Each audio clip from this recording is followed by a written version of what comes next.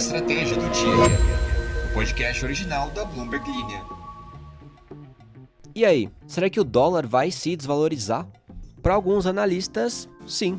A Allianz Global Investors se prepara para reverter as apostas na alta do dólar no início do próximo ano, dizendo que a China provavelmente vai responder às ameaças de tarifas comerciais de Donald Trump.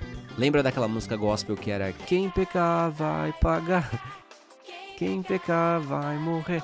Talvez nesse caso, segundo a Allianz, seja quem apostar no dólar vai pagar. Não? Tá, também vamos falar de Bitcoin. A maior cripto tem se afastado dos 100 mil dólares em pior momento desde a vitória de Trump. Então, mais uma notícia aí muito relevante sobre as criptomoedas. A gente vai falar sobre isso hoje também. Antes, eu queria dizer que eu tô montando uma playlist com as músicas que tocaram pra vocês aí antes do episódio começar no Caminho Diário. Então, por favor, comente aqui que música tocou agora há pouco aí no seu Spotify. Amanhã de manhã eu vou colocar o link da playlist aqui na descrição, tá?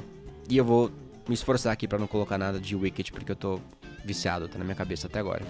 Este episódio de Estratégia do Dia é oferecido por Sankhya. A Sankhya oferece a melhor solução de gestão para o seu negócio. Da operação à gestão, a Sankhya integra os processos da empresa de forma inteligente, com segurança e eficiência, impulsionando a inovação e os resultados de seus clientes. Acesse www.sankhya.com.br e saiba mais. Sankhya, a melhor solução de gestão para o seu negócio. Greg Hurt, diretor de investimentos da Allianz GI, alertou que os mercados não estão prontos para possíveis tarifas retaliatórias, que podem prejudicar a economia dos Estados Unidos e também impedir o fortalecimento do dólar. Segundo ele, há um risco disso acontecer logo após Trump assumir a presidência em 20 de janeiro de 2025. O dólar já tem se desvalorizado devido à expectativa de que Trump aumente tarifas sobre grandes parceiros comerciais. Mas por que isso? Porque isso pode estimular a inflação nos Estados Unidos e dificultar que o Federal Reserve reduza as taxas de juros. Recentemente, um índice que mede a força do dólar alcançou o maior nível em 2 anos e muitos acreditam que a moeda vai continuar se fortalecendo. Apesar disso, recentemente, um índice que mede a força do dólar alcançou o maior nível em 2 anos e muitos acreditam que a moeda vai continuar assim se fortalecendo. Hurt disse que é bem possível que no primeiro trimestre do próximo ano vamos começar a ver um movimento contrário em relação ao dólar.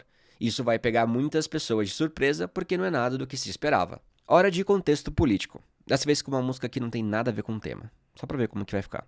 Trump disse que vai impor tarifas adicionais de 10% sobre os produtos da China e de 25% sobre todos os produtos do México e do Canadá, segundo posts em sua rede social Truth na segunda-feira. Na terça-feira, a China respondeu defendendo seu histórico e também se absteve de mencionar qualquer retaliação planejada. Hurt disse que as tarifas retaliatórias teriam um impacto desproporcional sobre o dólar porque o mercado tem se posicionado fortemente a seu favor.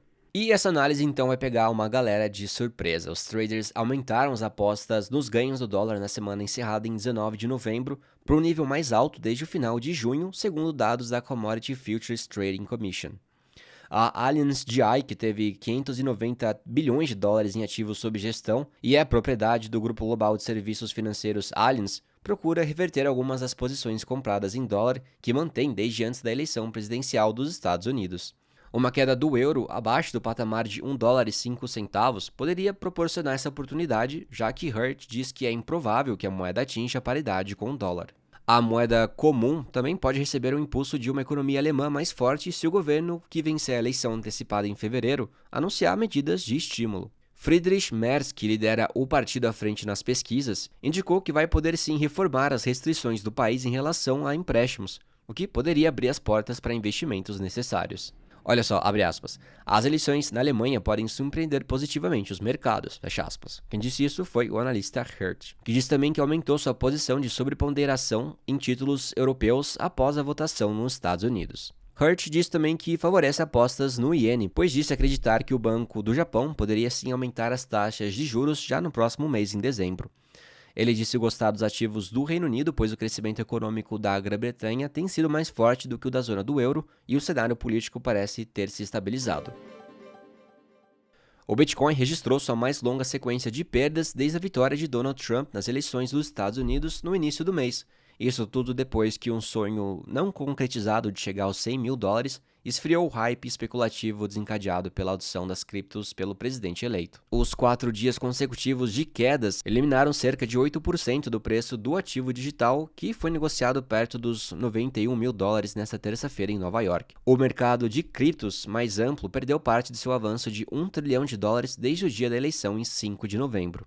A dificuldade de tentar quebrar 100 mil dólares pela primeira vez pode convencer os investidores de que o topo foi alcançado e que os lucros devem ser garantidos agora. Quem disse isso foi Noelle Edgson, autora do boletim informativo Crypto is Macro Now. Mas qualquer episódio desse tipo deve ser passageiro, acrescentou ela.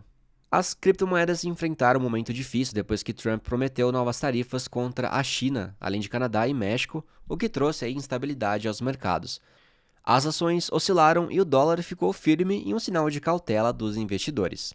E por que a vitória de Trump é tão significativa para as criptos? O que está acontecendo? Vale lembrar que durante a campanha de Trump, ele prometeu fazer dos Estados Unidos o lar global das criptomoedas, promovendo regulamentações de apoio, bem como também um estoque nacional de Bitcoin. Apesar disso, há ainda dúvidas sobre a rapidez com que ele pode fazer essas mudanças e também se todas são viáveis. Um analista da TD Cowen, Jared Sandberg, disse que o presidente eleito, após sua posse em 20 de janeiro de 2025, vai ganhar controle imediato da Securities and Exchange Commission. Isso que eu acabei de citar é uma agência dos Estados Unidos que é responsável por regular os mercados financeiros do país. Ela foi criada depois da Grande Depressão de 1929 para proteger os investidores e também facilitar a formação de capital. Enfim, o analista comentou que o fato de Trump ter controle sobre essa agência seria um sinal positivo quando se trata de facilitar a aplicação da criptografia e facilitar também o caminho para a conformidade. Trump, que é um antigo cético em relação às criptomoedas, passou a apoiá-las depois que as empresas de ativos digitais gastaram muito durante a sua campanha eleitoral para promover seus interesses. E olha só que interessante, nos últimos dias surgiram sinais crescentes de uma maior adesão dos Estados Unidos às criptomoedas. Como resultado a isso, aproximadamente 7 bilhões de dólares foram investidos em fundos negociados em bolsa de Bitcoin à vista nos Estados Unidos depois da eleição, isso de acordo com dados compilados pela Bloomberg. Mas as ETFs viram uma saída de 438 milhões de dólares na segunda-feira, isso à medida que a demanda diminuiu. E bora ler alguns comentários. Por favor, não se esqueçam de comentar aqui qual música tocou antes do episódio começar. Eu quero muito montar essa playlist pra gente. E a Aline M. Batista diz: não planejo viajar, mas do jeito que tá, aí que não vou mesmo, amando essa nova novela do Carrefour. Victor Carvalho diz que tá planejando viajar para algum lugar da América do Sul ano que vem e que nunca saiu do Brasil, mas ele ainda não sabe onde vai. Ele cogita ir para Bariloche, Ushuaia, Deserto do Atacama e Machu Picchu. Muito bom, eu não conheço nenhum desses lugares, então não vou opinar, Victor. Vinícius diz que planeja viajar para Argentina e Uruguai. E N, o nome da pessoa é só N, a letra N, diz que a ideia é ir para Irlanda e para Escócia no próximo ano. A Hannah já disse que estava planejando a lua de mel dela na Argentina e eu estraguei tudo. E mandou um big beijo. Meus pêsames, Hannah, eu espero que você seja feliz, consiga aproveitar a sua lua de mel, mesmo que seja em Taubaté. Eliomar Oliveira diz: pretendo viajar por aqui mesmo, Poá, VDC. Esse ano não consegui, as passagens estavam um absurdo. Isa diz que não planejava, mas bom saber que adiar viagens internacionais tende a ficar cada vez mais custoso no futuro.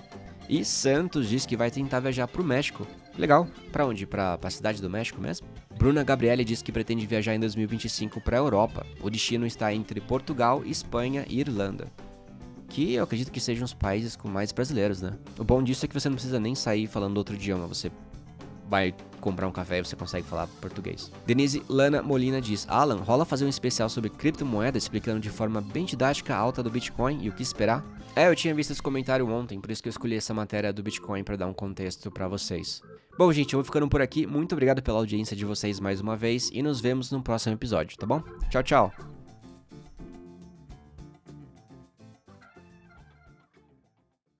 Um big beijo.